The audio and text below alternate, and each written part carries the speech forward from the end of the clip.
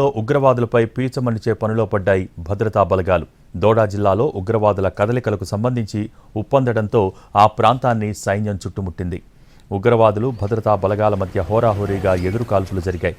మరోవైపు కతువా దాడి ఘటనపై ఎన్ఐఏ దర్యాప్తు ప్రారంభించింది. జమ్మూ కాశ్మీర్లో ఉగ్రవాదులు రెచ్చిపోతున్నారు. సైనికుల లక్ష్యంగా మెరుపు దాడులు చేస్తున్నారు.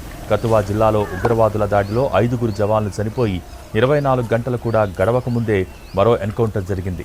దోడా జిల్లాలోని అటవీ ప్రాంతంలో ఉగ్రవాదులు భద్రతా దళాల మధ్య పెద్ద ఎత్తున ఎదురుకాల్పులు జరిగాయి. దోడా పట్టణానికి 35 కిలోమీటర్ల దూరంలోని ఘడీ భగవా అటవీ ప్రాంతంలో ఉగ్రవాదుల కదలికలకు సంబంధించి అధికారులకు ఉప్పందింది. దీంతో సైన్యం, పోలీసులు సంయుక్తంగా గాలింపు చర్యలు చేపట్టాయి.